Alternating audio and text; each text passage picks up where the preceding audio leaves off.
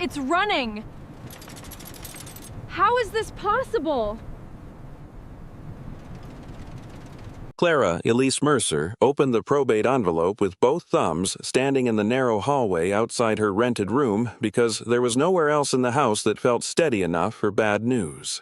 The paper inside was creased from being folded and unfolded too many times by people with cleaner hands than hers. The letterhead at the top named a law office and county seat, the kind with framed certificates and a waiting bowl of hard mints. Below, that in plain type, was the sentence that moved her from one life to another. Her Aunt Evelyn's estate had been settled. The Creamery on County Road 19, along with the attached cold room and separator building, now belonged to Clara. The rent money she had set aside for April sat in a tin cookie box on the dresser. It would not cover a month if the landlord decided to be exact about the overdue notice pinned to the kitchen corkboard. The dairy plant, where she had worked for 6 years, had closed 14 days ago with the machine sold off one crate at a time, and the last shift sent home before dawn. By the time the manager shook her hand, Clara had already felt what being erased by a ledger looked like. She read the sentence twice, then again. The Creamery had been where her aunt kept the co-op milk cooled before pickup, where school lunch butter was packed in winter, where the brine lines froze if a storm hit before the pipes were drained. Her cousin Jules had called it a relic at the funeral. Her brother had called it a tax problem. No one had called it home, which made the place sound even less valuable than the county appraisal already did. At the bottom of the letter in a different hand was a note from Elise Mora at the clerk's office. Do not sign any transfer waiver until you have seen the parcel in daylight.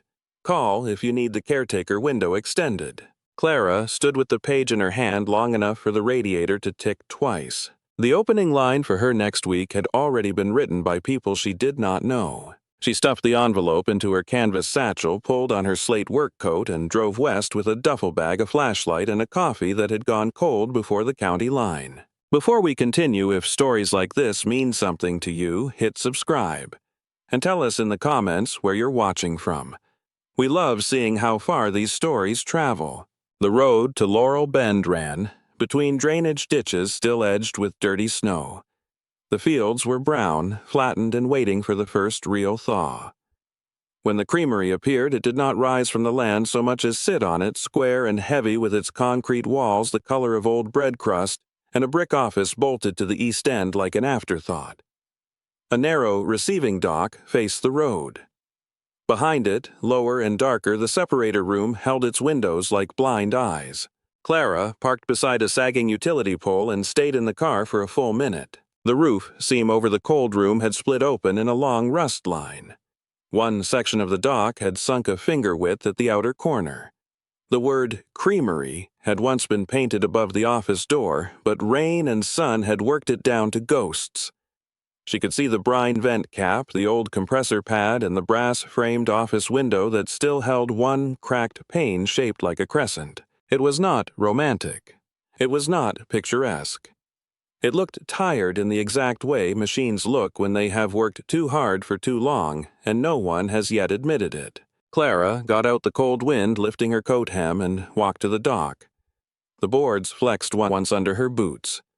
She set her satchel down and tested the office door handle. Locked. A tag hung from the knob county seal printed at the bottom, caretaker access only. A yellow strip of tape crossed the latch. She had seen worse notices, but not on her own name. The window glass showed her face back at a shallow angle.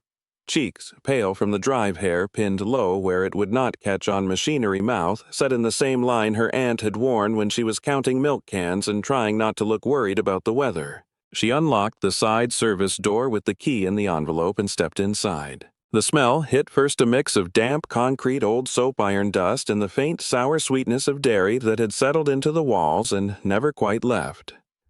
The receiving dock opened into a washroom to the left with a porcelain sink, a floor drain, and hooks still screwed into the wall for aprons. Straight ahead, through a swinging door with yellowed glass, was the separator room.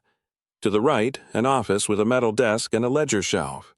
Farther back, behind a steel-framed door, the cold storage annex sat silent and sealed. Clara stood in the doorway and listened. Nothing should have been running. No compressor, no fan, no motor. Yet, from deeper in the building came a faint metallic sound so soft she might have mistaken it for the settling of old pipes. Then it came again slower this time, a dry little shift like a wheel moving one notch against its own weight. She crossed to the separator room and opened the door wider. The machine sat in the center on a raised concrete pad, a cast-iron separator with its feed bowl belt housing and polished wheel guard dulled by dust. Someone had wrapped the power switch in county tape. A tag read, "Do not energize." Out of service, pending demolition review. The wheel was still. Clara stepped closer. The housing was cold enough to sting the air near it. She marked the spoke with the chalk stub from her satchel, then waited. The wheel moved. Not much. Only a quarter inch, maybe less, just enough for the chalk mark to shift under the overhead light. No belt was attached, no outlet was live. The building was silent, except for the wind pressing lightly against the dock siding. She put a hand on the cast-iron guard. The metal felt cold and solid under her palm. A second later, the wheel gave another tiny turn. Not a wobble. A turn. Clara pulled her hand away so fast her shoulder struck the wall. The motion stopped. Her breath sounded too loud in the room. She looked at the feed bowl, the shaft, the floor around the base. Nothing explained it. No vibration from the road. No hidden cord. No person in the room but her. She took out her phone and filmed the wheel from a fixed angle. When she stepped back, the wheel moved again, one quiet nudge, as if responding to something in the room she had not yet found. The motion was small enough to be denied and distinct enough to stay with her. She called Elise Mercer from the office doorway. The clerk answered on the second ring. "Elise, it's Clara Mercer. I'm at the Creamery." A pause. "You got there fast." "Was I supposed to wait?" "No. I wanted daylight, and I wanted you to see it before anyone else made a story out of it." Elise's voice softened a fraction. "Tell me what you see." Clara looked at the wheel at the brine-lined frost on the floor seam at the old office window catching a strip of pale sky. "I see damage, a lot of it." "Anything else?" She hesitated, then answered honestly. The separator wheel moved. There was another pause, shorter this time. "Moved how? On its own." Elise did not laugh. That mattered. "Don't start it. Don't sign anything. And don't let anybody from the county call it beyond repair until Ben Talbot has looked at the refrigeration chase." "Who's Ben Talbot?" "Broke half the cold storage systems in 3 counties and fixed them again. He owes me a favor." Just to prove the point, but it held, still patient and iron-heavy, as if waiting for her to understand the difference between a machine and a message. Outside, somewhere beyond the dock and the road and the wet fields. The first thaw water was running under the crust of March snow. Inside in the dim creamery room, the separator wheel gave one more careful turn. Clara stood in the separator room long enough for the last turn of the wheel to seem like a trick of her own breathing. Then it stayed still. She wrote the time on a scrap of paper from the office desk because Elise had told her to write everything down before deciding what it meant. The paper curled in the cold. She put it in her coat pocket, turned off the flashlight she had not yet needed, and walked the room once more with her eyes. The wheel housing had no belt attached. The motor switch was taped and signed by the county, and the floor under the machine was dry except for a thin crescent of meltwater that had tracked in from the dock door. She knelt, touched the concrete, and felt nothing but cold. No vibration, no hum, no hidden current in the walls. Yet the motion had been real. The office door at the east side was swollen from damp and took her shoulder to open. Inside the desk drawer stuck halfway, then came loose with a jerk. A yellow ledger book lay on the bottom shelf under a stack of route cards and a fat envelope marked "Caretaker Window."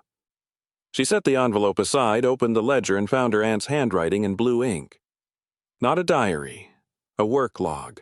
March 9, brine line seep under north wall. March 17, school order completed early. March 23, separator bearings checked by hand. March 28, if Clara comes show her the rear chase before anything else. The sentence sat under her fingers like a hand on a shoulder. Clara closed the ledger and looked up at the narrow office window. Beyond the cracked pane, the dock and road lay flat under a sky the color of rinse water. No one had driven by, no county truck, no cousin, no impatient brother with a plan to turn the parcel into an argument. She carried the envelope and ledger into the washroom, laid them on a dry shelf, and went back out through the separator room to the rear utility chase. Bun Talbot was supposed to meet her at 1 o'clock. It was barely 11. She had time to learn the place before somebody else told her what it was. The washroom opened into a narrow, tiled corridor that smelled of soap residue and old lime. Hooks lined the wall at shoulder height. A cast sink sat under a window frosted at the edges. The floor drain had rust around the grate, and one tile near the corner was lifted enough to catch the toe of her boot. She marked it with a chalk X. From there, the building divided cleanly. West held the washroom and old cleaning rack. North held the cold room sealed behind a steel door with a compressor line disappearing overhead. East held the office and ledger shelf.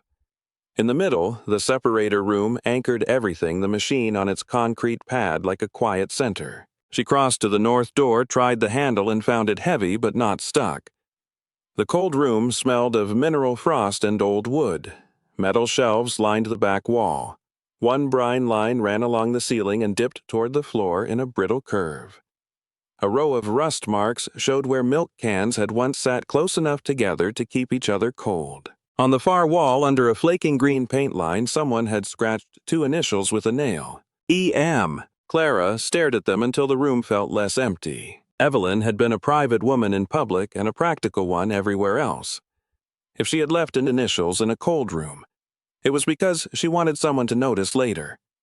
Clara took a photo and closed the door before the chill could cut through her coat. By the time Bun Talbot arrived, the wind had risen over the fields and turned the dock boards into a low drum. His truck was old white and patched with a strip of primer on the passenger door.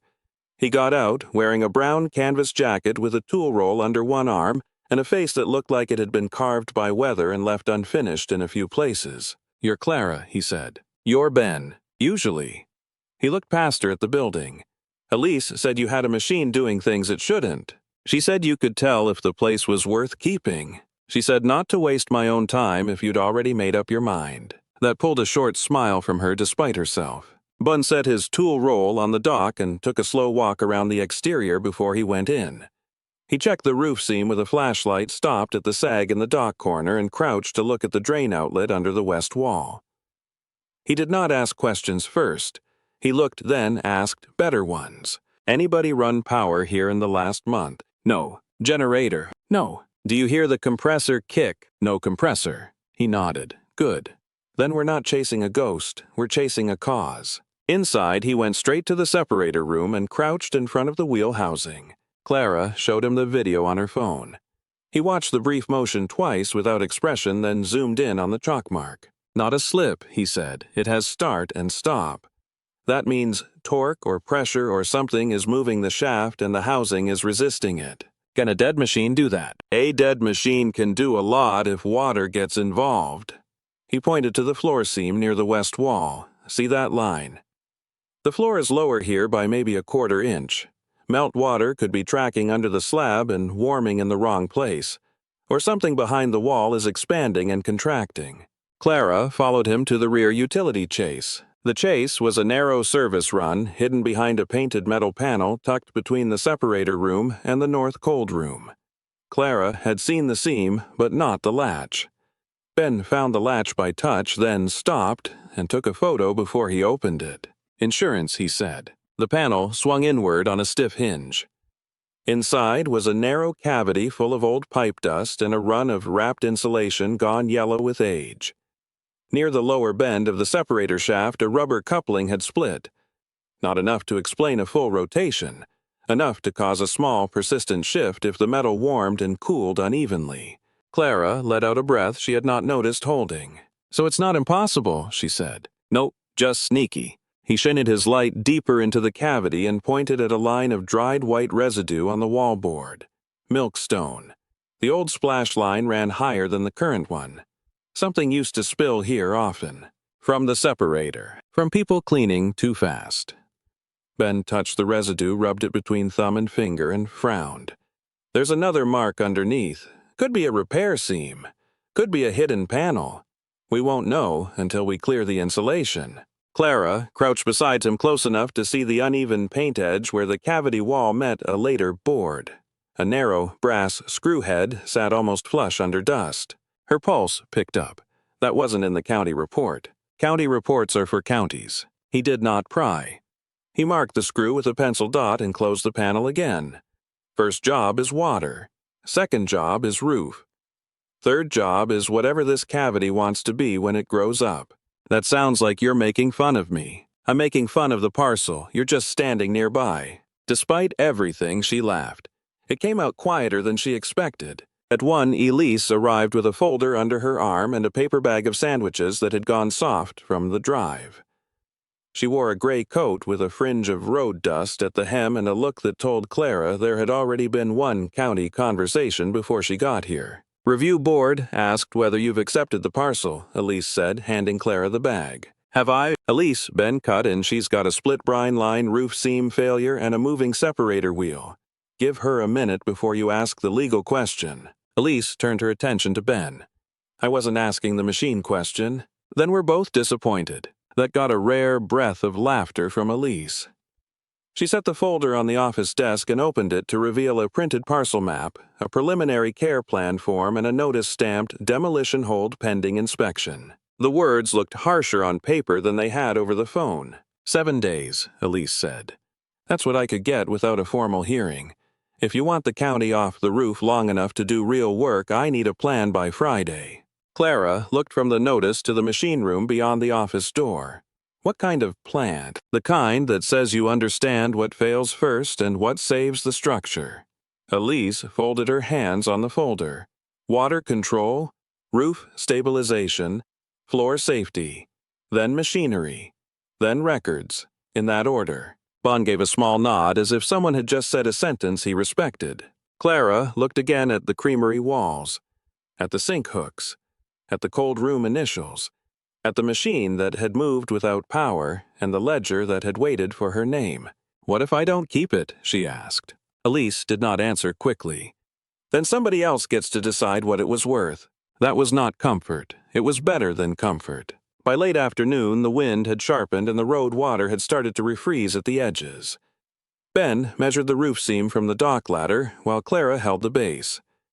He found a second point of seepage above the separator room and a soft spot in the dock corner where the framing had begun to let go. Elise marked both on the plan. Clara wrote the notes trying to keep her handwriting legible. When they finished, the building had not improved in any visible way. No repaired roof, no fixed wheel, no file stamped approved. But the shape of the work had changed. It was no longer a mystery with only one answer.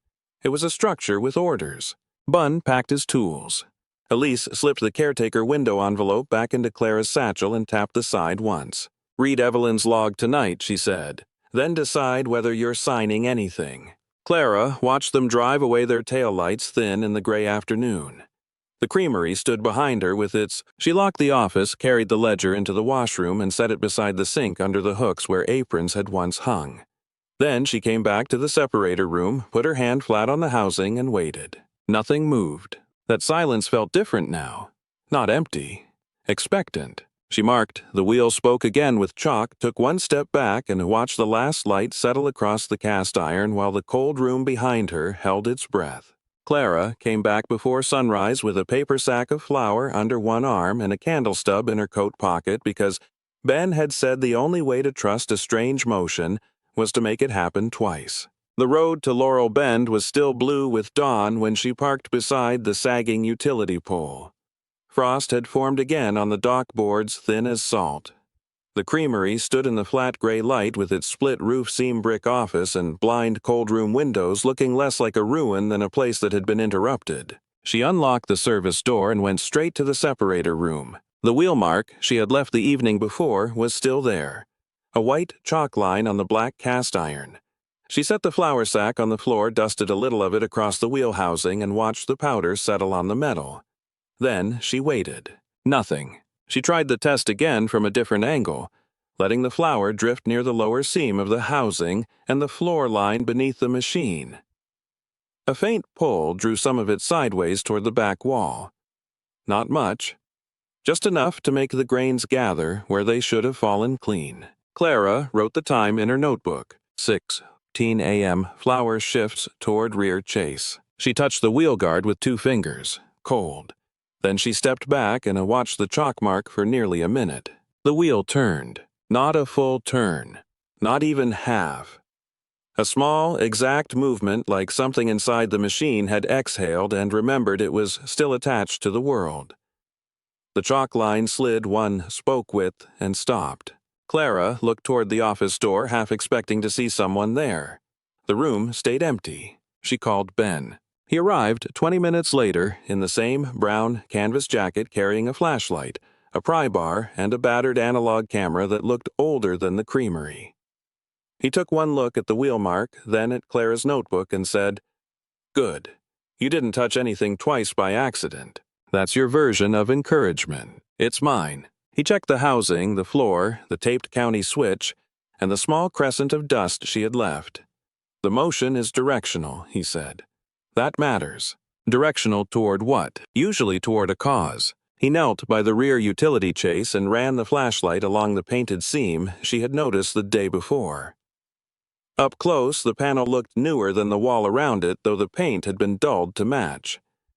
1 screw head sat almost flush under a rim of old dust, exactly where a repairman would hide it and exactly where no one would see it unless they were already looking for a secret. Bun tapped the screw with a pencil tip. There. Clara crouched beside him. "That's what turned the wheel. Maybe not, but it's not nothing." I took a photo, then another from lower down, and only after that did he slip the tip of the pry bar into the panel seam. The metal gave with a dry click.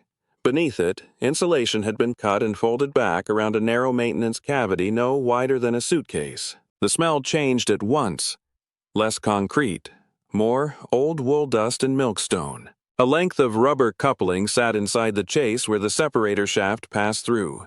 It had split almost cleanly on one side. Not enough to explain a full rotation. Enough to allow a tiny shift whenever the building warmed, the metal expanded, or pressure moved through the old line. Ben touched it, then let the shaft settle under his hand. "That's your nudge," he said. Old rubber, old tension, and a machine nobody shut down properly before the county capped it. Clara watched the coupling and tried to imagine the machine working in the years when her aunt still came in before dawn with cans on the dock. The motion seemed less like a trick now than a leftover habit. Bon reached farther into the cavity, stopped, and angled the flashlight down. "There's a second brace behind the shaft, and something under it." "What kind of something?" "Wrapped." He eased the insulation back another inch. A thin brass screw plate showed under the brace, and beneath that a small rectangular pocket lined in yellowed wool batting to keep whatever had been stored there dry and cool. The pocket was narrow, but it had been built with care. Clara could see that without being told. At the back of the pocket sat a tin milk token greened with age and stamped with the letters EM. Clara took a breath so sharp it hurt. Evelyn Mercer. Her aunt's initials, the same ones scratched in the cold room wall. Beside the token lay an oilcloth bundle tied with faded twine. Not large, not thick. Something letter-sized or a little less. Ben did not touch it. "Photo first," he said. Clara obeyed. She photographed the token, the bracket, the wool, lining the split, coupling the screw plate, and the bundle from 3 angles. Her hands were steady enough because this had become work, and work was easier than feeling. The oilcloth itself was soft at the fold but still sealed. One end had been wrapped around a narrow packet of root cards, edges visible under the twine. Another flap held what looked like a folded sheet inside a wax paper sleeve. Clara did not open it yet. Something in the shape of the bundle made her think of her aunt's kitchen table and the way Evelyn used to separate paperwork into piles before anyone else had finished their coffee. Bun shifted back on his heels. "You want me to stand here while you open it?" "No." "You want me to leave?" She looked at him. "No." That got the smallest possible smile out of him. He rose and braced one hand on the wall while Clara took off her gloves. The first thing she lifted out was the token. It was heavier than it looked. The stamp on the front was crude and deep, the EM clear even under corrosion. On the back, one groove had been worn smooth by years of handling, as if someone had pressed it into a palm often enough to polish it by touch. The second thing was the root cards. Not all of them. just the top two edges where she could see names and dates printed in green type. One card listed the school kitchen. Another listed a farm pickup farther down the county road. A third card edge showed the word cream and the start of a timestamp. Clara stopped there and looked at Ben. This is what the motion was hiding. Looks like the motion was just the doorbell. I was not joking, not fully. The final layer of his bundle was the wax paper sleeve. Inside it sat a folded note, yellow, at the crease with Evelyn's handwriting on the outside. For Clara. She did not open that yet either. The words on the front were enough to steady her and unsteady her at the same time. For Clara was not a label. It was a decision. Evelyn had put the parcel together with enough care to survive years in a wall and enough intention to meet the right hands when they arrived. Clara placed the token and root cards on the clean tray Ben had brought from the truck. Then she looked back into the pocket. There may be more, Ben said. There is always more, Clara answered, though she had no idea whether she meant the pocket or the ant. He reached in a little farther and found a second wrapped piece, smaller than the main bundle tucked behind the wool lining. This one was flat and narrow. Not a letter. More like a tag or folded receipt. On the outer edge was one line of faded pencil she could barely read through the oilcloth gap. School orders. Clara reached for it, stopped and let out the breath she had been holding since dawn. The Creamery had not just been storing records, it had been keeping a root alive. That changed the room more than the hidden space had. Not because of the token or the lever or the old rubber coupling, but because the building suddenly had a purpose that reached past the machinery and into the county roads outside it. Clara could see lunch cans, butter boxes, cold weather pickups. Names marked in pencil and then marked again in memory. She could almost hear the rhythm of it, the kind of work that disappears only when nobody bothers to write it down. Bon noticed her face and stepped back from the cavity to give her air. Still want me to call it condemned? No, she said. That wasn't the question. She folded the wax paper sleeve carefully around the note and put it back on the tray without opening it. The rest could wait. It had waited this long. One more hour would not break it. The wheel behind her gave a small dry turn. Clara did not look up at once. She waited for the motion to stop. When she finally turned, the chalk mark had shifted again by less than a finger width. The split coupling in the rear chase had relaxed with the building's temperature just enough to move the shaft and send the wheel a notch forward. A machine, she thought. A message, too. Both could be true. Bun closed the cavity panel halfway and said, I'd leave that open until we know whether it's hiding water or just old notes. Hidden pocket. Token. Root cards. A note meant for her. A paper trail that had survived inside a wall long after the county had stopped looking. Outside a truck passed on the county road, its tires hissing on the thaw line. Inside, the Creamery stayed quiet. Clara set the tray on the office desk beside the ledger and the caretaker envelope and looked once more at the small greened token stamped EM. It fit in her palm like something that had been waiting for the right hand to carry it out. On the far side of the separator room, the wheel settled and held still. Clara did not open Evelyn's note in the Creamery. She carried the tray home with the token, the root cards and the folded paper still sealed in its waxed sleeve, because the office felt too exposed and the room above the bakery was too small for anything this important.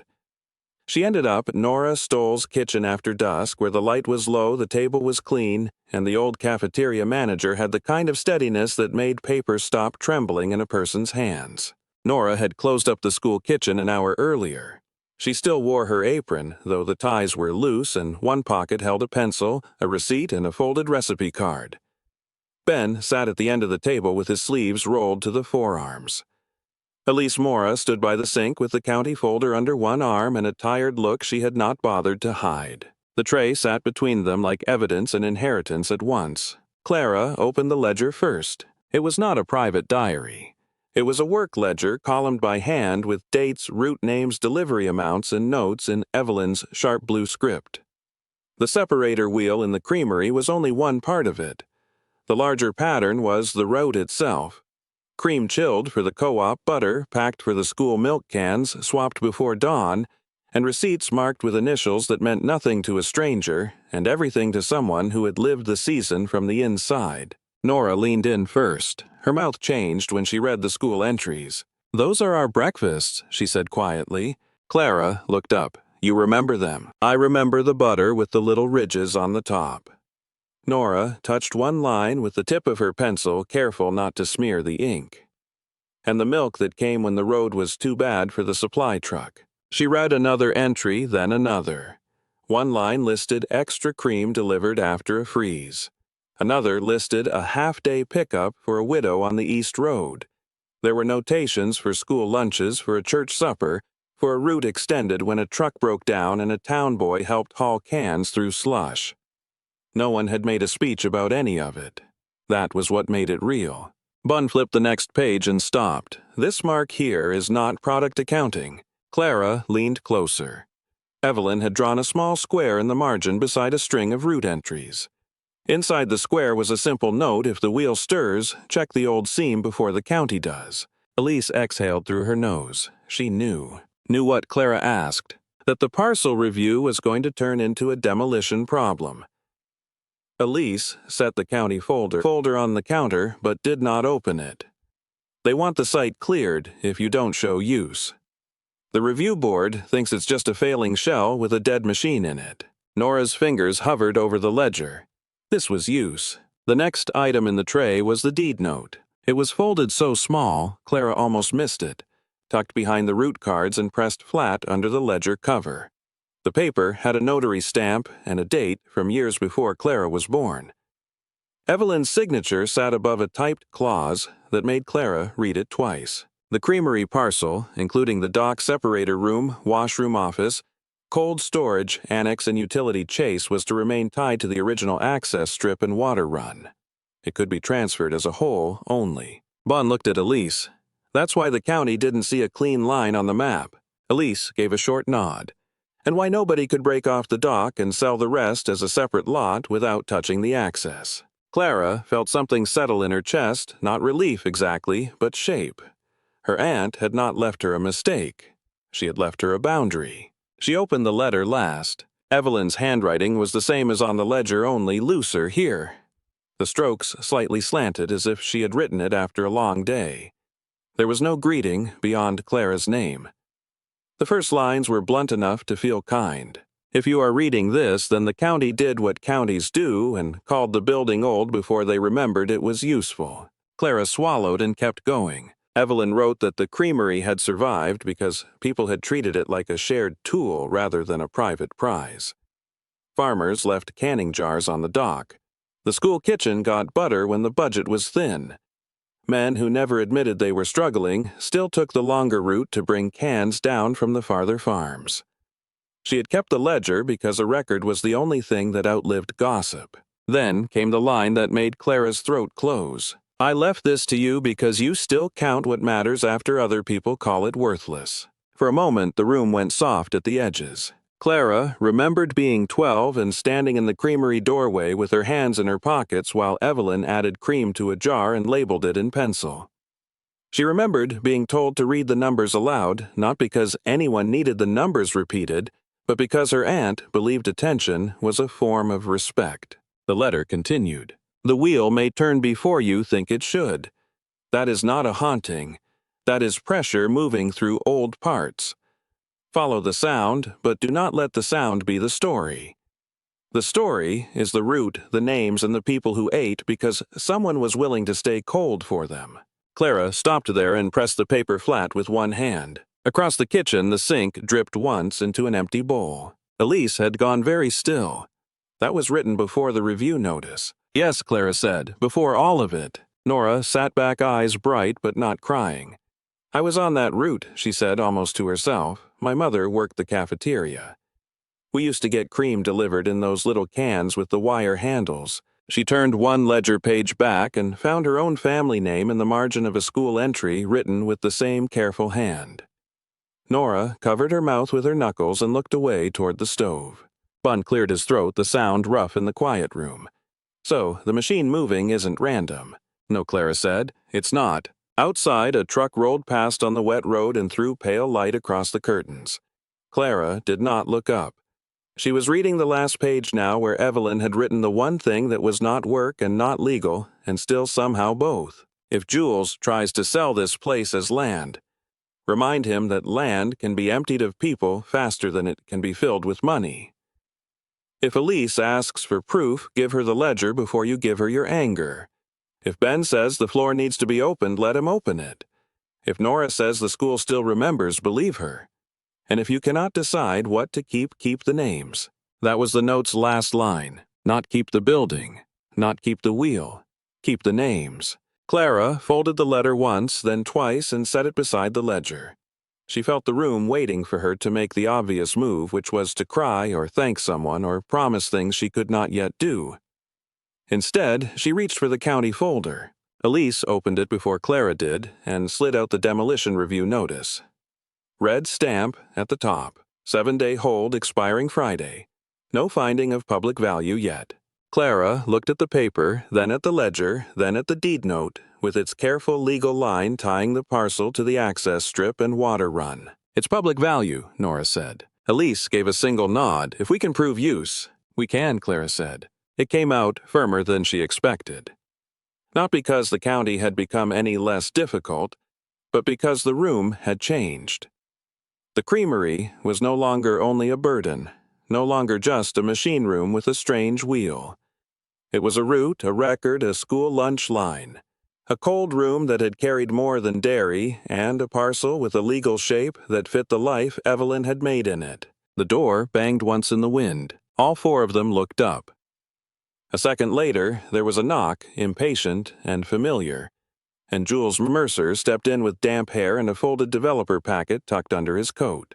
He stopped when he saw the table. What is all this? Clara held the letter still in her hand.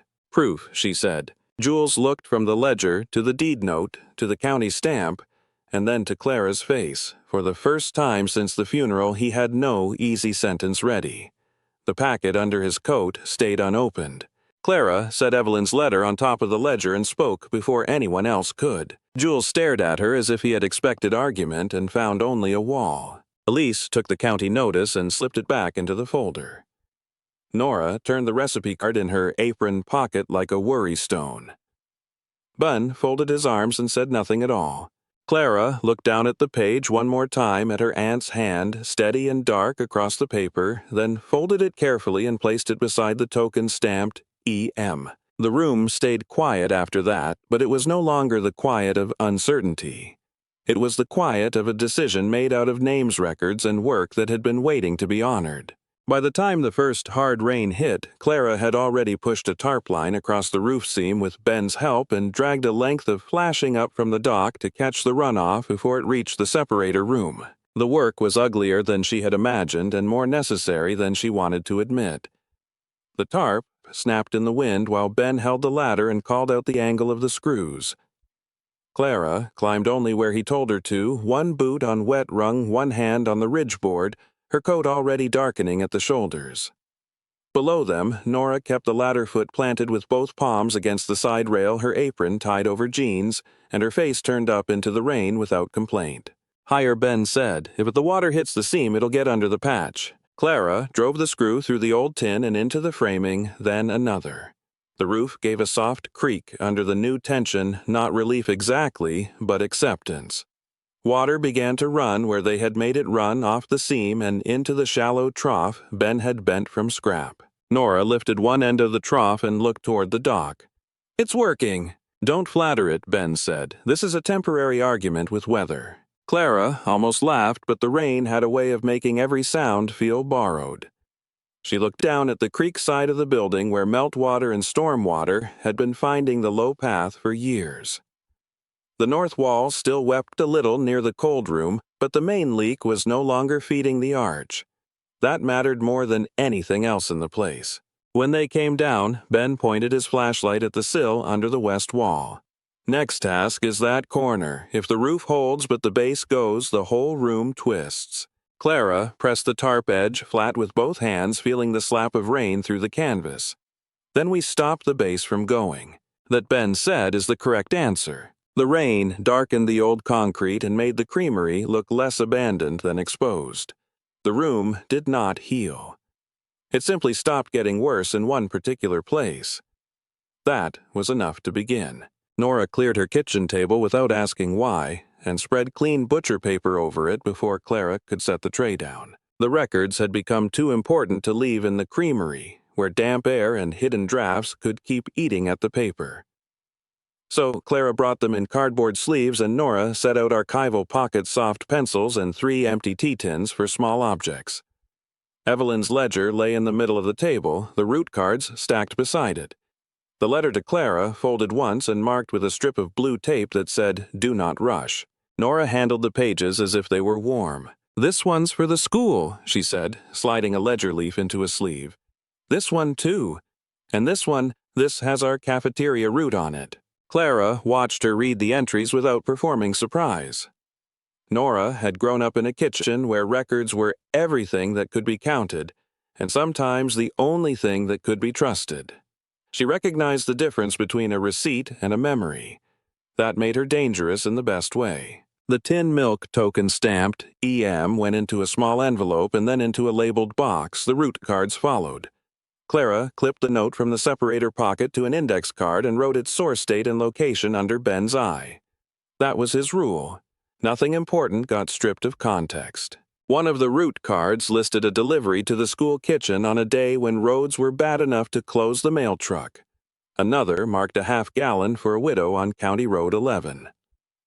A third recorded a butter box left at the church side door because the front steps had iced over. The entries did not read like charity. They read like a route maintained by hand. Nora paused over one line and tapped it lightly. "My mother taught here the winter this was written." Clara looked at the page, then at Nora's face.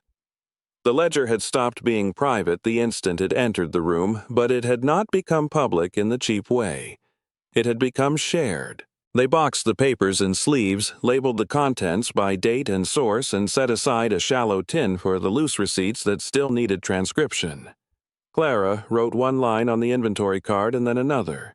Public use record, school support. She did not add the rest of what Evelyn had meant. The room already knew.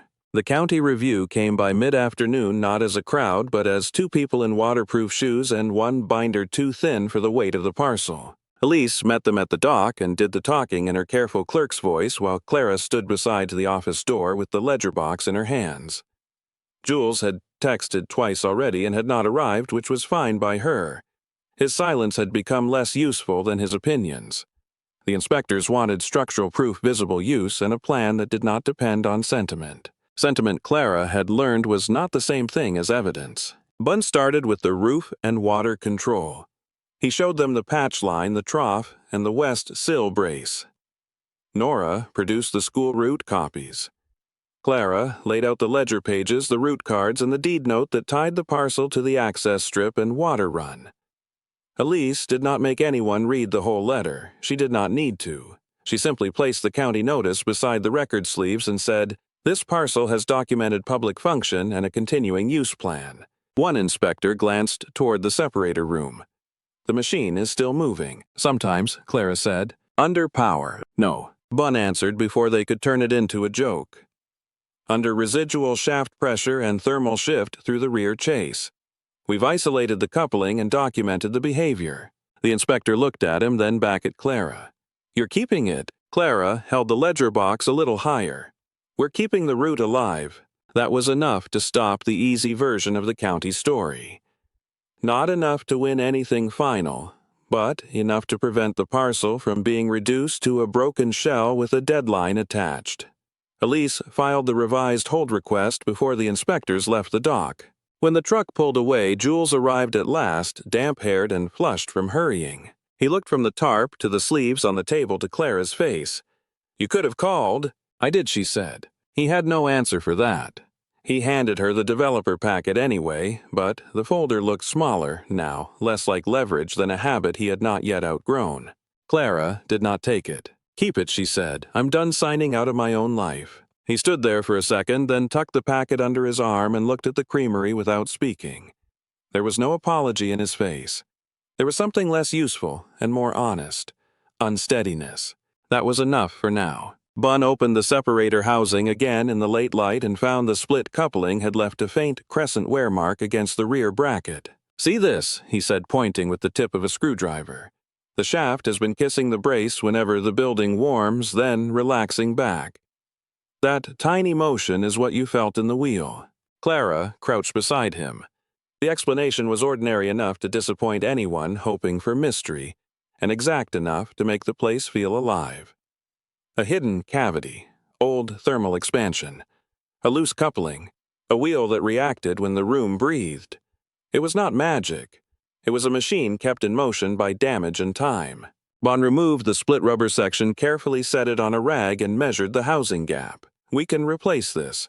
But first, we need to clean the bore and check the rear chase for more corrosion. Nora passed him a shop cloth. Clara held the flashlight low while he worked, dusting the shaft with flour so he could see the old residue in the new rub line. Every few minutes, he stopped and wrote a note in his own clipped handwriting. That was his form of respect. When he opened the rear panel one more time, the hidden pocket sat empty, except for the wool lining. Netting now flattened from the bundle's removal. Clara stared at the space longer than she intended.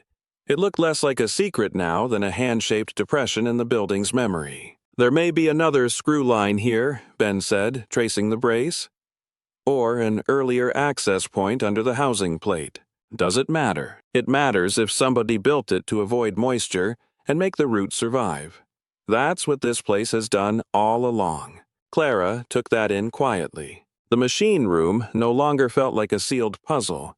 It felt like a working archive with moving parts. She could see where water had to be stopped, where the floor had to be leveled, where the shaft had to be brought back into alignment. She could also see for the first time that every small repair would preserve not only the machine, but the Ben handed her the cleaned coupling and let her hold it for a moment before sliding it into the parts tray. Tomorrow, he said, we start on the base. Clara looked through the open separator housing toward the office door where the ledger sleeves waited under Nora's careful labels. The rain had eased outside. The creamery sat still, not solved and not saved but held. She set the coupling down with both hands as if placing it back into the shape of the place. For the first time since the probate envelope had reached her hallway, the work ahead felt larger than loss. Bund did not let anyone light a full fire until the replacement coupling was in place and the separator shaft had been cleaned through twice. He worked in the open housing with the calm irritation of a man who trusted tools more than theories. Clara held the light low while he brushed old residue from the bore, checked the shaft for scoring, and fit the new rubber section into the bracket.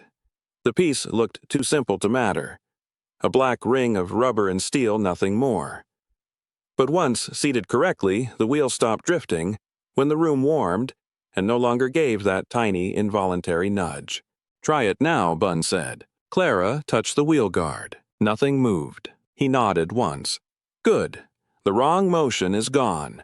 That means the rest is probably mechanical, not structural. Probably. You want certainty, buy a brick wall. Nora, who had been helping clear the washroom drain, leaned in the doorway with her sleeves rolled and her hair pinned back. He thinks that's a joke. I do, Ben said. The corner of the west floor still sagged, so they lifted the damaged tile line and checked the subfloor beneath. Water had found the seam over years and softened the backing board, but the failure had not reached the main slab. That mattered. They dried the underlayer with fans, replaced the compromised section, and sealed the edge with a compatible compound instead of foam. Ben was strict about that. No repair that made future repair harder. Clara learned the rhythm of it in small motions: brush, checkmark, lift, dry set. She had spent years feeding a plant that only cared whether it was full. This was different. The creamery required patience and memory, and the willingness to do the same task twice if the first version had lied. When the housing was closed again, Ben set a hand on the steel and said, "The machine's not haunted. It's just old enough to remember pressure." Clara looked at the wheel, then the pocket where Evelyn's token had come from. That sounds like something my aunt would have said. Then she understood machinery. She understood everything she kept. Clara answered before she could stop herself. Bun did not make a face at the sentiment. He only nodded toward the office. Then, keep the records close. People forget what they don't have to carry. The root records stopped being theory when Clara and Nora took them to the school kitchen. Nora had already spoken to the principal, the cafeteria manager, and one retired cook who still came in once a week to peel carrots and check the stockroom. By the time Clara arrived with the sleeves and boxes, 3 women and 1 custodian were waiting at the long steel table, each of them carrying some private memory of cream and butter and winter road deliveries. The ledger pages looked smaller in the school light. Nora spread them out without ceremony. She did not ask permission to read the school entries aloud. She only did it slowly so the room could hear the route for what it had been. School kitchen, butter delivery, extra cream before the storm. 1 note for the teacher breakfast after the boiler failed. 1 for the lunch line when the county truck could not reach the hill. Your aunt never wrote names on the jars if she could avoid it, Nora said. She said people should eat without owing the whole room a speech. The retired cook laughed once, soft and surprised. That sounds like Evelyn. Clara watched the faces around the table shift as recognition did its work. No one was impressed by the story in the dramatic sense. They were affected by the ordinary sense, which was harder to fake. This place had been fed. Not every day, not every family, not every season, but enough that the route mattered. A custodian pointed at one page. That's the year the West Road washed out. Yes, Nora said. She kept going anyway. Clara had not expected to feel proud of a ledger. She did, but not for what it proved about Evelyn, for what it proved about the Creamery. It was not a dead machine room. It was a node in a pattern of work the county had forgotten to count. That afternoon, they boxed the public records separately from the private letters and the deed note. The school wanted copies for a display case that would hold no more than 6 pages at a time.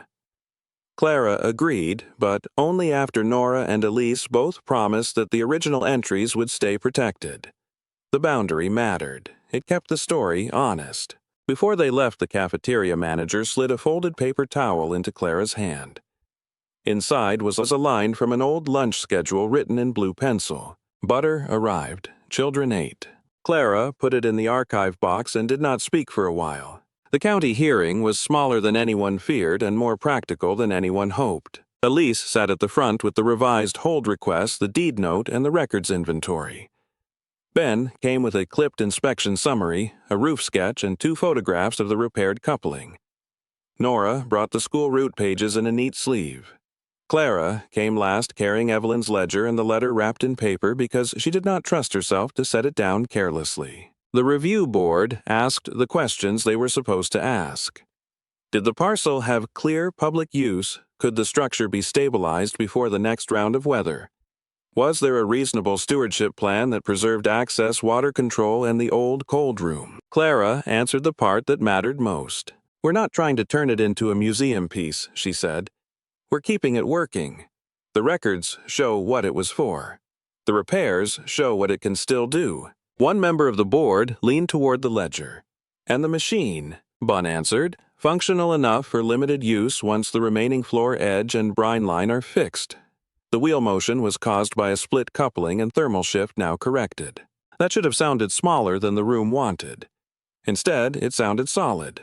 A reason, not a miracle. Elise laid the deed note beside the parcel map and traced the access strip with one finger. This is what keeps the parcel whole. It's not an orphan lot, it's tied to the route. Nora added and tied to the school history. The board did not approve anything dramatic. No ribbon, no announcement. Just a formal extension of the hold and a request for a stewardship plan at the end of the week. But that was enough. It meant the county had stopped treating the Creamery as a clean loss. Outside the room, Jules was waiting by the hall window with the developer packet under his arm. He did not argue. He only held the folder out again slower this time, as if offering it instead of pushing it. Clara looked at it and then passed it toward the rain line darkening the street. Keep it, she said. That's your answer. Yes. He lowered the packet. You know this gets harder if you refuse. It was hard already. That seemed to reach him more than anger would have.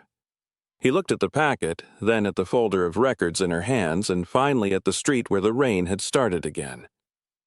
Dad would have hated this part, he said.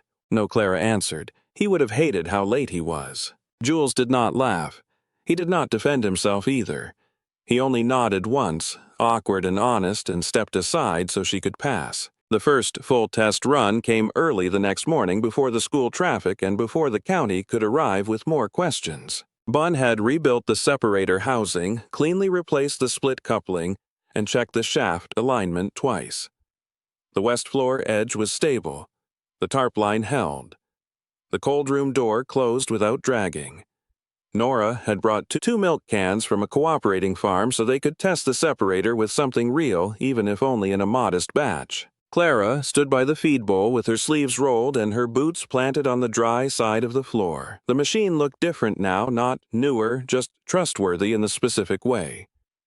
An old tool becomes trustworthy after it has been stripped, cleaned, and asked to behave. Bunn nodded at her. "You feed it, slow." She poured the milk into the bowl. The separator wheel took the motion and carried it cleanly through the housing. No twitch, no false drift. Just a steady turn, then another, the sound low and even under the room's hum. Clara watched the cream begin to move, where it should watch the machine do the task it had been built for, and felt the room settle around that fact. Nora let out a breath she had been holding. Evelyn used to say the first clean run tells you whether the place still remembers its job, she said. Clara reached for the first container of separated cream and set it on the tray beside the ledger box. The pairing felt right in a way she could not fully explain. Work and record, motion and name, use and memory. By late morning, the plan had become real enough to write down. Not a business expansion, not a rescue fantasy. A small working dairy room, a protected archive shelf, limited school support deliveries, and enough public access to keep the parcel defended against anyone calling it empty. Clara wrote the stewardship plan herself. Elise typed the formal version. Ben listed the repair sequence and remaining risks. Nora wrote the community use note in a hand so neat it looked printed. When the page was finished, Clara read it once and signed her name at the bottom. Not because she was giving in, because she was staying. Spring moved in slowly after that. Mud first, then buds, then the first clear mornings that made every repaired surface look newly honest. The creamery kept working in a small, steady way. Clara and Ben finished the remaining floor edge. Nora helped organize the archive shelf in the office where the ledger sleeves sat above the root cards and the private letters stayed sealed in a separate box marked Family Records. Elise filed the stewardship approval, the kind that came with limits and obligations and no applause. Jules showed up twice with lumber and once with coffee, which was his version of making peace. He never asked for the developer packet back. The first full school delivery left on a Thursday before sunrise. Clara packed butter in the old way, wrapped in paper and set in a clean crate. Nora signed the transfer sheet. Bunn checked the cold seal. The custodian from the school helped load the box. Nothing about it looked grand. That was exactly why it mattered. By then, the separator wheel turned only when it was supposed to. On the morning the county came for the final site check, Clara was already inside, sleeves rolled, hair pinned back, the ledger open on the office desk. Elise arrived with the file under one arm and a look that told Clara the board had accepted the plan. "It's official," Elise said. Clara did not answer right away. She was watching the wheel carry cream through the housing in a clean, ordinary line. "What is?" she asked. Elise set the paper down. The creamery stays. Coat pockets, and did not try to make himself the center of anything. Clara closed the ledger, then opened it again to a fresh page and wrote the date. Under it, she wrote one line returned by spring work. She did not sign the root history. She did not need to. The place knew her now, not as the woman who inherited a ruin, but as the one who stayed long enough to learn what the ruin had been for. Late that afternoon, after the school crate had gone out and the office had quieted, Clara hung Evelyn's brass key by the separator room door. Not displayed, just there. A working key on a simple hook.